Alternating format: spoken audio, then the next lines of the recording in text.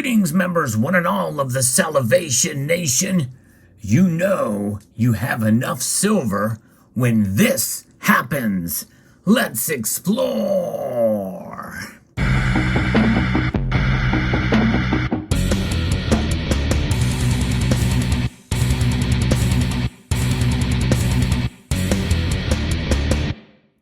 Now, really, the title should probably read, When These Things Happen.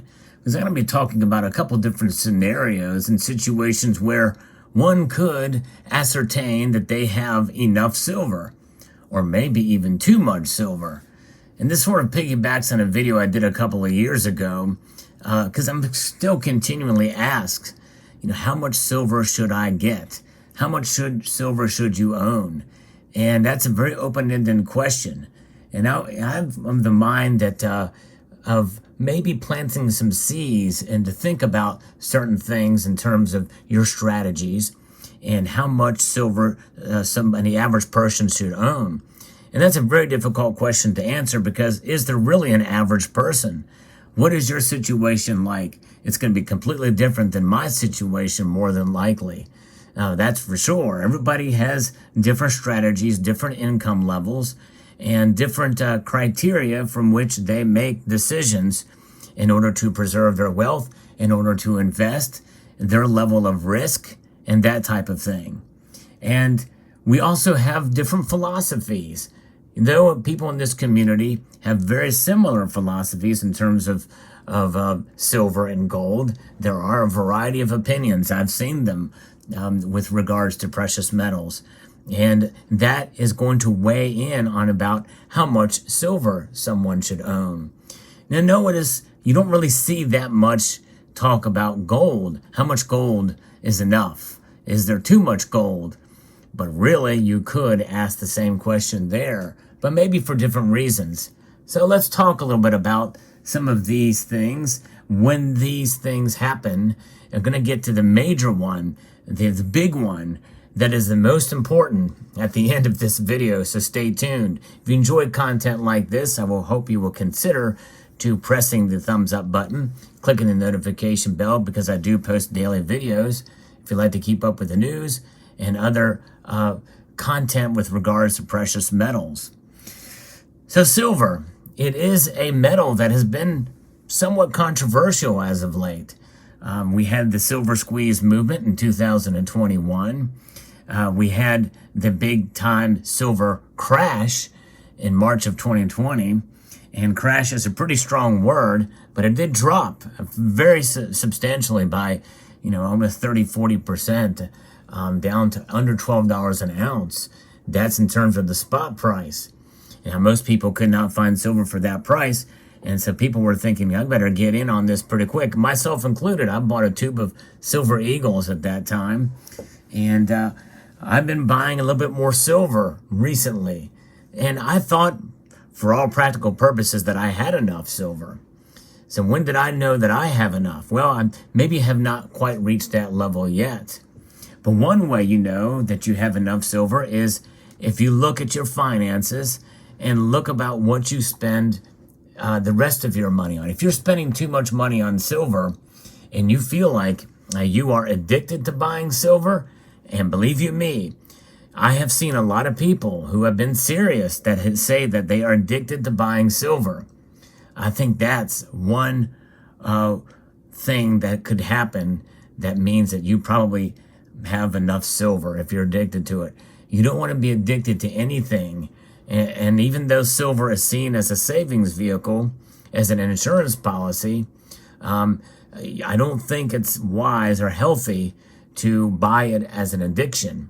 Now, some of those may have been tongue-in-cheek, but I think some of the comments that I've read, they were serious. And yes, they kind of use the logic that, well, at least I'm putting my money into something tangible that's not going to go to zero. That's true. But there are ways to buy silver that you can really lose out on. I have seen it time and time again in this community where people have spent too much money on silver and they ended up having to sell it, if not all, most of it. Time and time again, we've seen that, and they sell it at a loss. So that is that is when you know you have enough silver. If you can't handle it, if you can't handle buying it, that's when you know you have enough silver.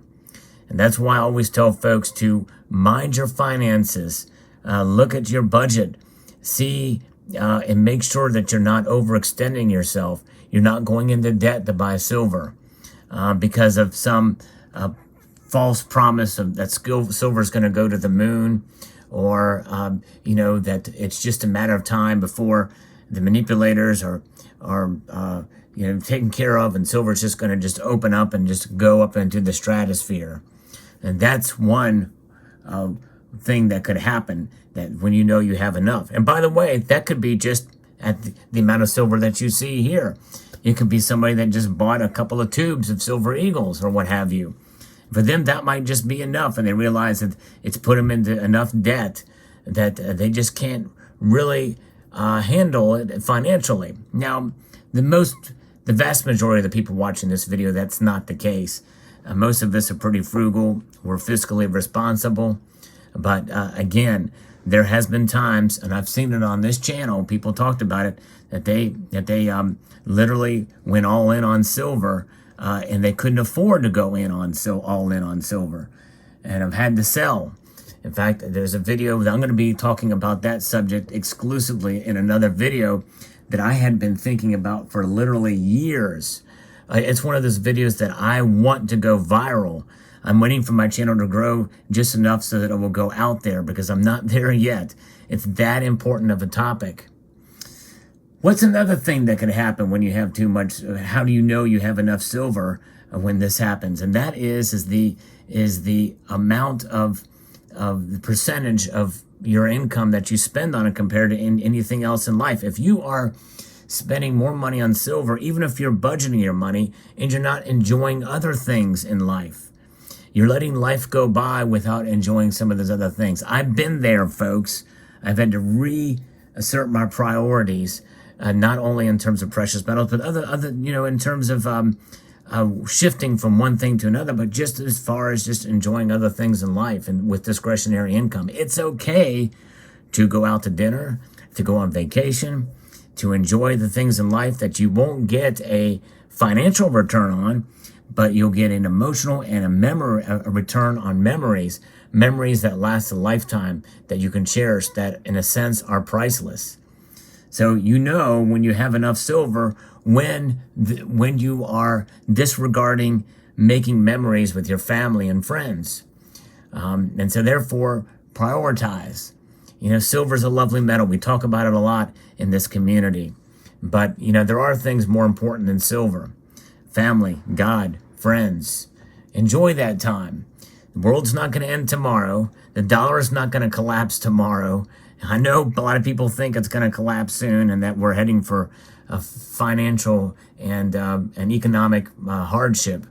But you know what? Every ounce that you get, every tenth of an ounce of silver that you get with constitutional, that's something that is helping. You're a lot better off with any amount of silver that you have than not. So that is one way that you know you have enough silver, at least for a time, is when those things happen. And what's another way? How else do you know that you have too much silver? I would say that even within precious metals. Now, this is somewhat controversial because there's several in this community that's all they stack is silver. I think, and I'm not a financial advisor, but I think it's good to diversify even within the precious metals. In other words, if you are just not stacking nothing but silver, I believe it is wise to stack a little bit of gold too. So if you have all this silver and no gold, or maybe even no platinum or palladium or anything else, then I think that might be a time when you might have enough silver. And how much silver is enough silver, by the way? And that's another question and that is the main question that people ask. And so some of the criteria that I've talked about so far is not really quantifying the amount of silver you have in your stack, because it's based off of a myriad of different factors, such as your financial situation, how you're spending your money, what you're spending your money on, and you're not spending your money on that you should, in order to make memories with your family, or in order to, to eat healthy and that type of thing. But what is the physical amount of silver that somebody should have in their stack? That's going to be different for each person. I don't think anybody can tell you exactly how much you should have in your stack, aside from the big thing that happens or could happen that I'm going to talk about at the end of this video. But notwithstanding, is it 1,000 ounces? Now, there has been talk, and some have put out there that 1,000 ounces is a good number to have. And I've talked about that before. On an average, it's a nice round number, 1,000. And, you have 10 100-ounce bars, or a number of these kilo bars. There's rounds you can get. There's different sized bars. There's constitutional silver. There's all different variety of silver to stack. But it all adds up to ounces. And 1,000 ounces seems like a good solid number. That is a small contract. The COMEX, the big contract, is 5,000 ounces. Some people say, well, 5,000 ounces is a good number. I'm not there. There's things regarded to that of 1,000 ounces, of 5,000 ounces that one should consider. And that is how much money do you have in silver compared to other investment classes or in other strategies, other protections. You have your regular insurance. You have your savings. In other words, how much cash do you have on hand outside of the banking system? How much cash do you have in the bank? And I believe it's a good idea to have some of this on hand, even though it's suffering under inflation right now. It's losing value. But for emergencies, the last resort of savings should be your silver and your gold, by the way, too. But nonetheless, having a good amount of that on hand for emergencies, it's going to depend on your standard of living. And so 1,000 ounces is a good number to start with, I think, to consider if you really want a number. But you should take into account where you live, the cost of living, how liquid the silver is. In other words, can you sell it? Can you take it, go down to a local coin shop and sell it like that? If you can't, then you have bigger problems, because if you can't sell the silver quickly and move it, then that is when you have to really consider about how much silver you have on hand as well too. But I believe it should be liquid, and if you don't have a local coin shop in your town, you might have to drive to the city. And most people that live in rural communities, small towns, smaller cities, there are medium-sized cities and larger cities probably within 2 hours of each person watching this video if you live in the United States, even out west, is my guess. And so it'll be worth that drive to go. And so, to be able to make that sale. So which means you need to have enough to fit in your car, obviously, to make that move. And that leaves us to the number one, the most important thing when this happens, that you have enough silver. I'm going to talk about a story, and I have not cleared this through the individual that I heard the story from that actually watched this channel, but this is when you have enough silver, is if you can't get it out in a hurry. That's right, for an emergency purpose. In other words, bug out. If you need to bug out for a tragedy or a fire or something, and this happened to somebody in this community, that was a wake-up call for them, to load up all of their silver to get out of there. If you can't get it all, then that's a tough situation to be. Silver is not very portable for its size. This is one reason why I've kind of shifted more towards gold, because I felt like in a way I had enough silver, although I bought more this year. But if you need to get out in a hurry, and you can't take it with you in one trip, that's a problem. Now, there was another example that I've talked about it in a different video, where somebody bought $404,000 for the silver, where he was at was his bug out location. He had it all set up and set it ready to go, which means he probably had a place that was fire resistance or fireproof, probably stored outside of his home, or his home is very fire resistant, or maybe a fire resistant safe or a fireproof safe. Or several of them to fit that much silver in it. But nonetheless, if you, some people also say, well, yeah, if you can't take it out, what does that mean by removing it from your person, or taking it with you? Is it something you can carry? Like, could I put this in a bag and carry it all out? This amount of silver? Yes, I could. But this is not my whole stack. I don't know that I could take all of my silver with me in one trip. And I don't have 5,000 ounces, that's for sure. So those are things to consider. If you can't take it with you quickly and get out with it quickly, you may have to reconsider how you store it, and how much of it you have. Silver is heavy. It takes up a lot of space. So if you're running out of storage space or can't get out with it, that's what happens when you have enough silver. So I think that's probably the biggest driver as far as what you should consider. That's a pretty good hard limit as to how much you can store and how much you can get out with if you need to in an emergency. However, most people say, well, yeah, I can't get away with all of it, but I can get out with enough of it.